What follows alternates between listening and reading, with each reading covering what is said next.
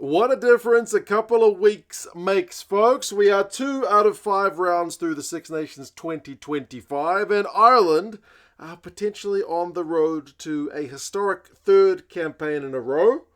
But France, you feel like, are still in with a chance, and England, providing someone else can do them a favour, do see themselves in kind of that dark horse role. Let's have a look and see how the predictions have changed in terms of who is the favourite for the Six Nations, who's the favourite for the spoon. Obviously, with Ireland's 2 wins, they've gone into number 1, but by how much? We'll go through it and you guys can let us know your thoughts on whether there is still genuine life in the competition, or is this a foregone conclusion for the Irish. Now, before we get to the numbers, folks, I do want to say a quick thank you to AG1 for sponsoring today's video, and I do have something super exciting to share today. AG1 has just become the official daily nutrition supplement partner to England Rugby, and it makes sense. AG1 is trusted by some of the world's top athletes, and now they're back in the England Rugby team. I may not be quite the athlete that those English rugby lads are, but AG1 is certainly a big part of my morning routine. I love the fact that it gives me the focus and energy boost I need to start the day, especially when I'm getting up stupid early o'clock, 3:15 in the morning to watch Six Nations, and it doesn't give me the crash that coffee does at that kind of time of the morning. Plus, giving my immune system that bit of extra support. It's got loads of vitamin C. It's your daily dose of that. You've got zinc in there. When you're like me and you've got a couple of young kids bringing all kinds of bugs home from school, also important to give your immune system some overall support. And it's simple for those of us who are time poor. You don't have to worry about reaching for thousands of different supplements. It is as simple as 1 scoop into some water, shake it up, drink it down, and you are away. So you got 70 plus ingredients in there, keeping it not complicated, which is, as I said, time poor people, very important. And it's a nice, slightly sweet taste. If you want to give it a shot, subscribe now.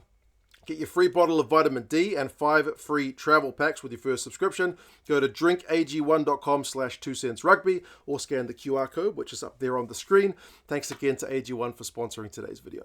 So, for the numbers, Wales. Obviously, this campaign has not gone that fantastically well. They've lost their coach after 2 games because he stepped down. Is it spoon time? Well, prior to the Six Nations, Wales were more or less predicted to be in the spoon race with Italy. They are now slightly more favoured, odds-wise, to get the spoon than the Italians. It makes sense. They lost to the Italians. And the rugby forecast algorithm pretty much always had these guys in spoon territory. They've just slightly increased their chance of getting the spoon. It's gone from 62% to 77% chance of a spoon for the Welsh.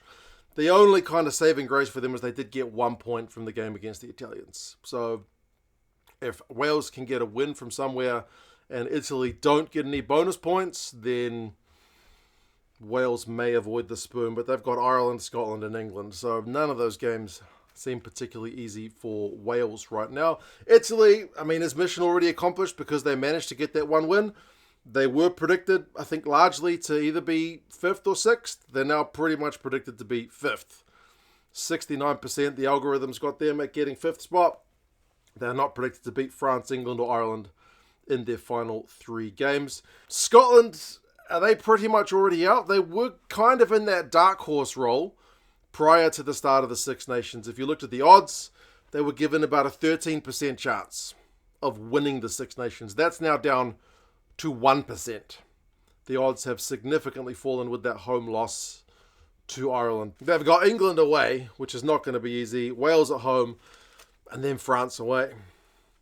So Scotland would need a pretty phenomenal final few games and would also need Ireland to slip up if they're in with a chance. So 1% is not totally written off, but there's not much there. The rugby forecast algorithm's chances for Scotland have essentially gone down to 2%. Prior to the Six Nations, it was 13%. So are they already out? Well, according to most sources, the answer is pretty much yes.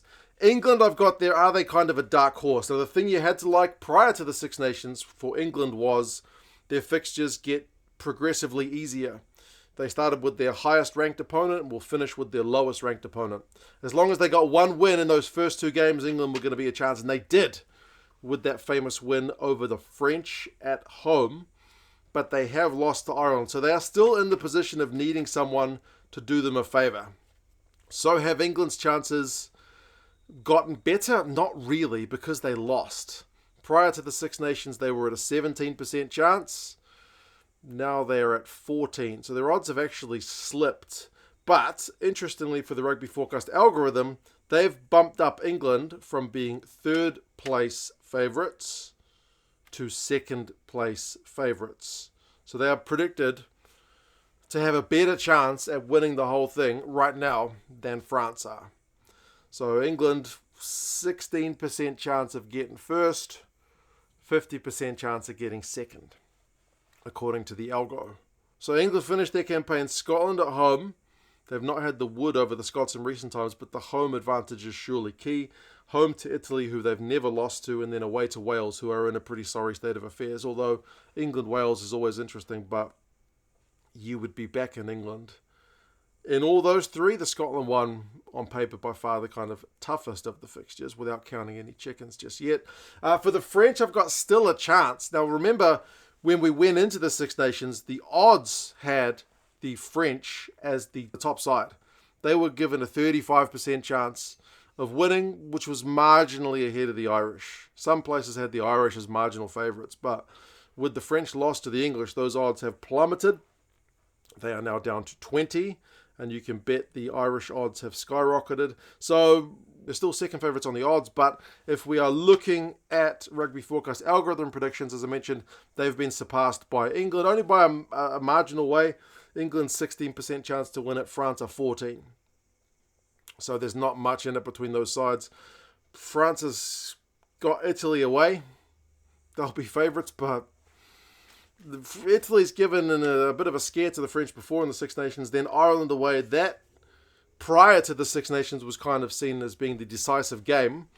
But things have changed a lot since then. And then home to Scotland. So France have still got a couple of tough games ahead. But, yeah, you feel like are the only threat, well, the biggest threat of beating the Irish right now. But then when we get to the Irish, boy, their odds have increased a heck of a lot. 32% going in to the Six Nations, now a whopping 64%. And very similar with the Rugby Forecast algorithm, they're saying 67%. So a 51% chance of a Grand Slam, which is 50-50. If you add on to that their chance of finishing just first, but with a loss, we're at 67% chance. So Ireland going from kind of neck and neck with the French to being absolutely dominant favourites. I say new favourites because, as I mentioned, they were in some quarters just below the French heading into the Six Nations. But the Rugby Forecast algorithm, admittedly, did have Ireland as the number 1 favourites going into the competition as well. So they retained that number 1 spot, except with a kind of big boost to their chances. Ireland, Wales away, France at home, and then Italy away. So France, you feel like, as I said, is the biggest threat there.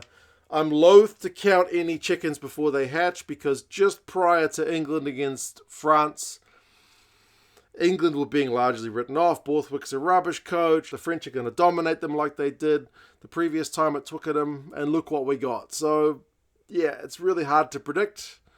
But right now, Ireland are absolutely in the driver's seat. England has got a great fixtures list, but they certainly need France to do themselves a favour. And France, if they don't win that Ireland game, their chances are gone as well. So you guys let us know what you reckon. Thanks again to AG1 for sponsoring the video. And yeah, I'll talk to you guys again soon. See you later.